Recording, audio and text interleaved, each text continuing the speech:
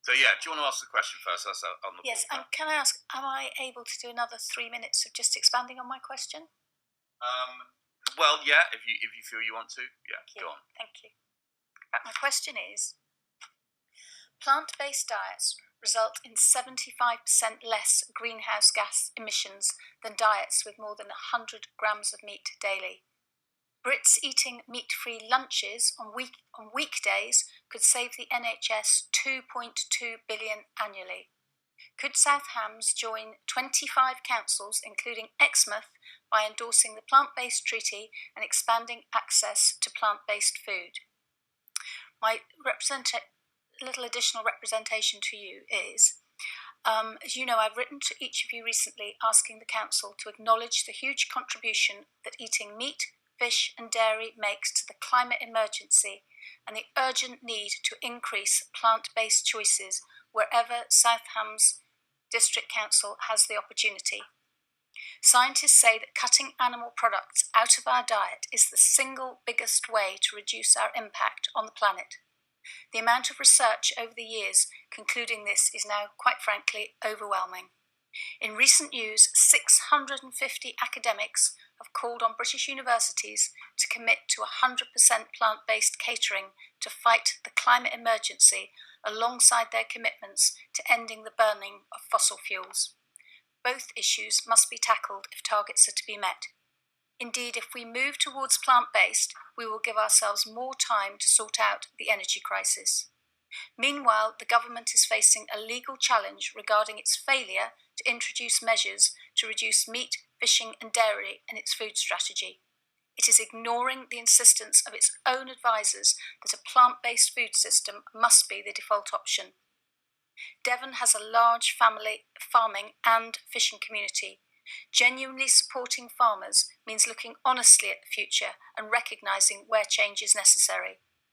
At the moment, farmers are forced to keep doing what they're doing by subsidies, but continuing with the status quo is a betrayal.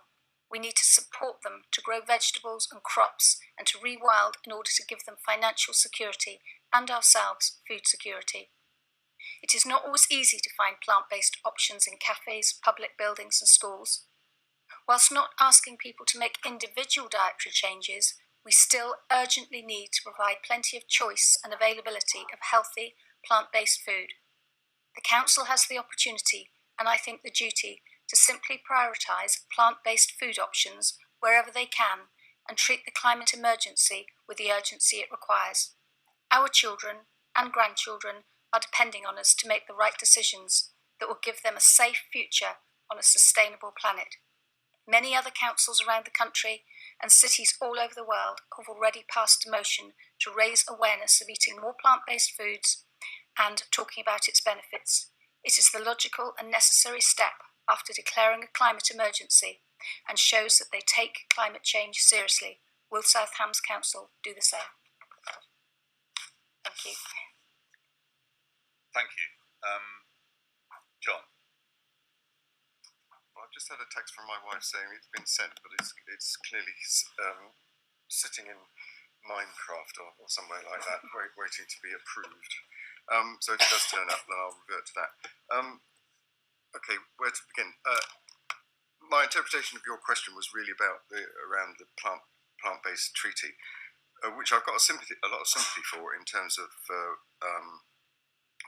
recognition of the fact that meat-based production is a huge cause of methane across the globe. Yeah. As if by magic. Just as if by magic. I mean, perfect timing. Well, I was enjoying you. Okay, so let me read this out. It is quite lengthy because I felt it did require a proper response, because I know this is of concern to a lot of people. So I support many of the aims of the plant-based treaty, and I accept that there is a need to reduce meat consumption both from an environmental and a health perspective. I also accept that methane production from livestock farming globally is a huge damaging issue, and there is a lot of science to support that. But I'm afraid that I disagree with the premise that eliminating livestock farming, or even trying to, is a reasonable and practical means of addressing the problem. However, many of the clauses in the treaty the Council have addressed or are actively pursuing. So, for instance, and this is just a short list, the Council declared a climate emergency back in 2019. It is working with partners to deliver training on sustainable regenerative farming methods to approximately 40 farms, I think, at the moment. Through its partner Natural Landscapes, ANB as was, it is delivering a comprehensive program called Farming in Protected Landscapes, which is all about reducing emissions and improving biodiversity. The Council is involved in purchasing land for tree planting and creating rich and diverse habitats. It is working with the food and agricultural sector across the district and beyond to increase local food production and consumption, shortening supply chains, making local food more accessible and cheaper, and thereby increasing health and well-being. A natural corollary of this, I believe, is there will be a reduction in meat production and consumption, but it is not a primary ambition.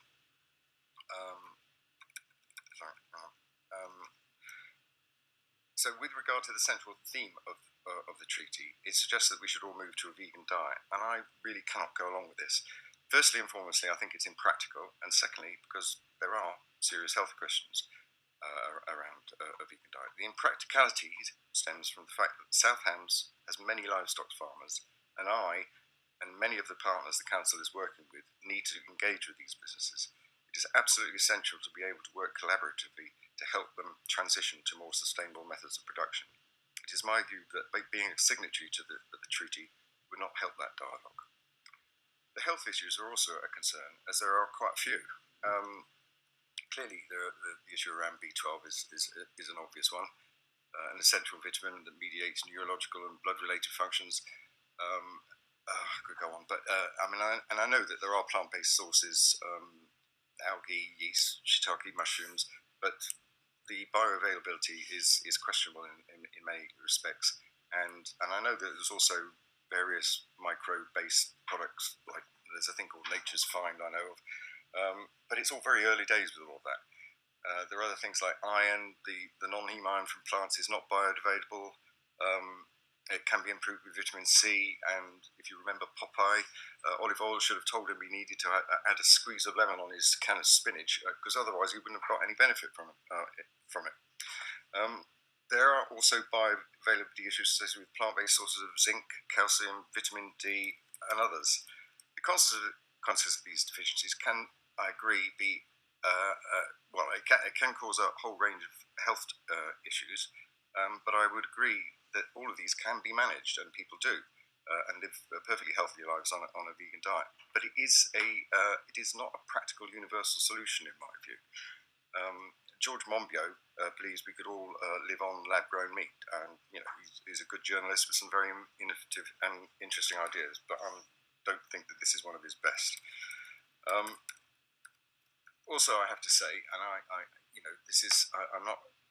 this isn't trivial, because I think it does damage the credibility of the treaty. The fact that it is referring to and links to a section on vegan cats and dogs. I think the idea of a vegan cat is just, well, it's actually cruel in my view. And the supporting references I've looked at, and they're not at all convincing. They're self-referential, self-selecting, and appear to be funded by those that are interested in the outcome. They want to sell plant-based foods for animals. I do, however, support many of the plant-based treaty aims of the plant-based treaty, especially where they relate to animal welfare, which for me is a big personal issue. The UK is one of the leaders in the study of animal sentience, but despite our growth in our understanding of this area, there remains farming practices that are utterly abhorrent, to me anyway. I'm a big supporter of compassionate world farming, and have worked with them in the past to confront the rise of enormous 1,000+ dairy herds held in a shed for the whole of their natural life, which is not that long. North Devon has become a hotspot for this in the UK, and they are dreadful operations. The methane production of large indoor zero-grazing dairy, pig and poultry farms is enormous. Slurry lagoons uncovered the size of a football pitch is then spread on fields, releasing emain, sometimes 5 silage cuts a year, with all the consequential pollution and soil absolutely devoid of life. Tackling that really huge issue from the point of view of methane production is where I think we should be concentrating our efforts, because it is a massive problem. So finally, I would say there are about 318 second-tier councils, first and second-tier councils in England. As far as I can see, only 3 councils at that level have signed the treaty, which represents about less than 1% take-up. And I think it's actually a great shame that the treaty has gone just too far, and a more practical, less full-on vegan approach would have received a lot more support. And so, I have a problem with it because of that. And so I can't recommend to the council that we sign this treaty, but it may be for others, other members. You might be able to persuade them to bring a motion to the council for debate, but certainly that is my position. Thank you, John. Very comprehensive response. Ms. Scherr, do you want to ask a supplementary? I just want to say thank you for the amount of work I've done. Bringing up so many really groups.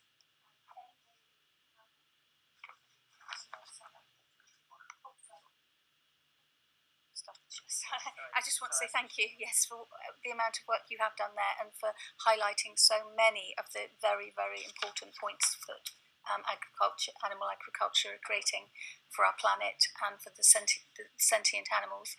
Anyone can individually sign up as a councillor to the plant-based treaty, but I think for me, I'd be so happy to see the progress that appears to be being made, that you are working towards all the goals we've talked about, and even if we get 90% there, it's fantastic. So thank you. Thank you, Michelle. That's great.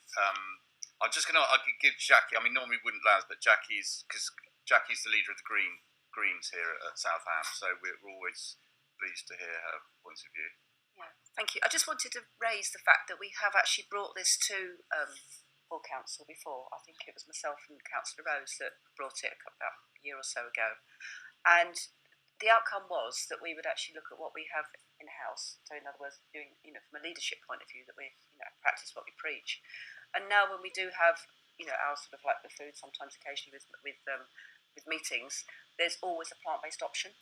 And I just wanted to point that out, that there has been a shift, and I think it's to be welcomed. So there is choice, and I think that's the early steps for everybody to kind of perhaps try things they don't always try. So just to let you know that.